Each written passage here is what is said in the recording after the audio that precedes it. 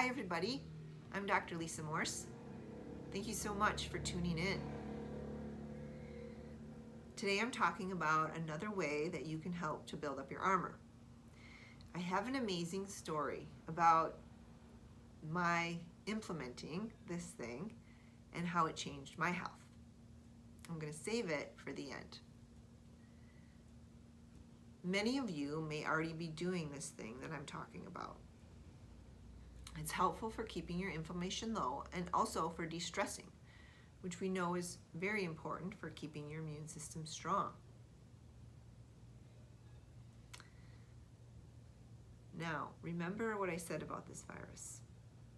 Keeping inflammation low and keeping the immune system strong is very important.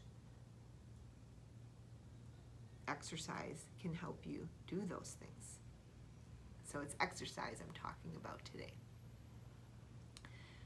So I said exercise, and some of you may have cringed. I don't like that word. Or others of you love exercise. I could use the word movement instead.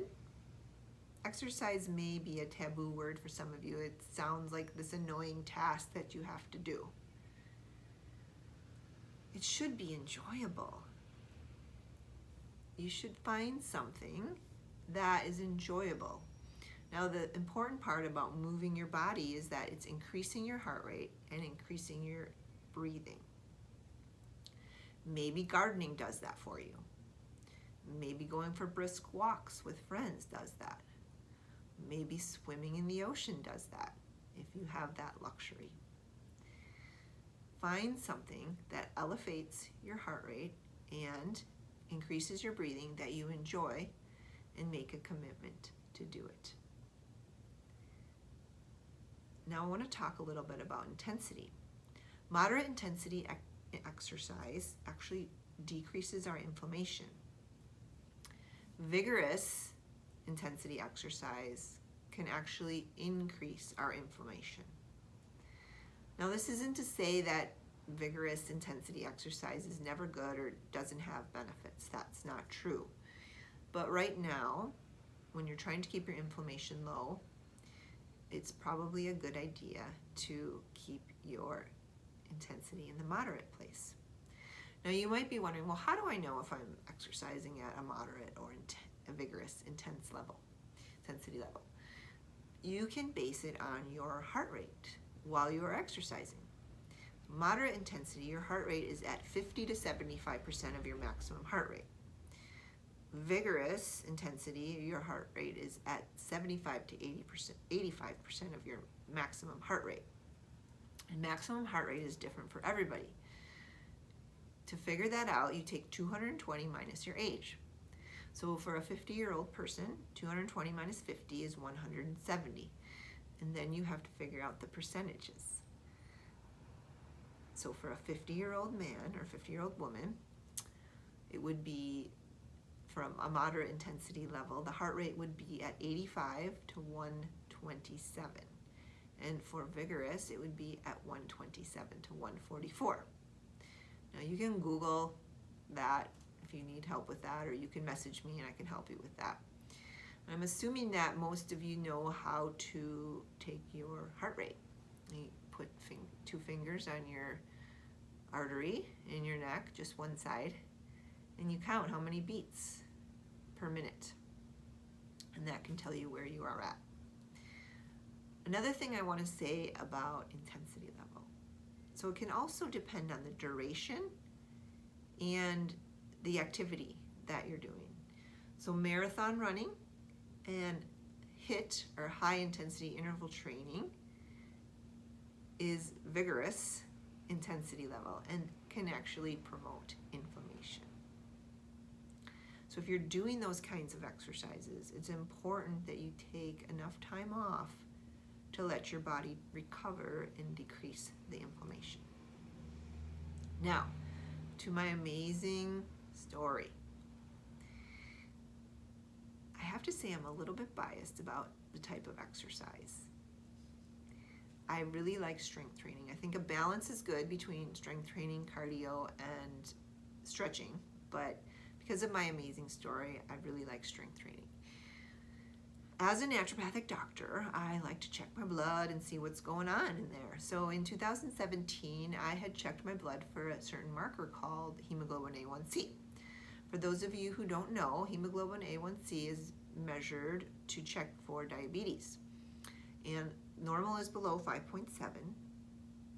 Pre-diabetes is 5.7 to 6.4. And then above 6.4 is diabetes. So my level in 2017 was 5.7, which is in the pre-diabetes range. I was just like, what the heck? I don't understand how this can be. I don't eat sugar. How can I be pre-diabetic? Well, apparently there's other factors in play. But I did a bunch of research and checking my blood sugar after I was eating, and in the end I just kind of threw up my hands and just said, I guess I'm pre-diabetic. Fast forward to May 2018, I decided to undertake a strength training program. I got weights for my home, and I found videos online. There's tons of resources, and I did about 3 to 5 times a week. I would do strength training, 20 minutes a session, and I liked it. I enjoyed it, and I noticed my body changing. I noticed getting muscles, and I felt strong and healthy.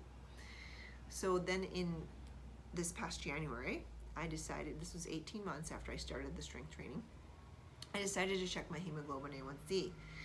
And lo and behold, it had gone down to 5.1. Now, I didn't change anything else. In fact, I was probably eating more things that were spiking my blood sugar than I was back in 2017. So I thought it was pretty cool, pretty amazing that I went from 5.7 to 5.1, and now it's normal. Awesome. So then I was like, oh, I need to learn more about strength training, and just learned about the amazing benefits of it. You know, building stronger bones, increasing your metabolism, and help with losing weight, lowering cholesterol. What else? Mood, improving mood, which all exercise really does, but and also helping with pain. So I feel excited to tell people, do some strength training. It's awesome for your health. If you need to, find a trainer that can help you. And I just wanted to say, so diabetes, we know, is a huge risk factor for this virus. And then in addition, all of the other complications that can come from diabetes. So strength training is a great way to stave off diabetes. Okay. Now, maybe you decide that, no, strength training isn't for me. That's okay. As long as you're moving your body. That's the important thing.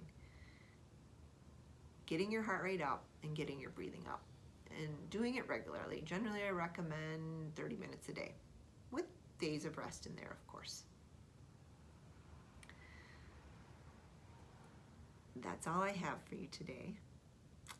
But I leave you with this. You are not powerless.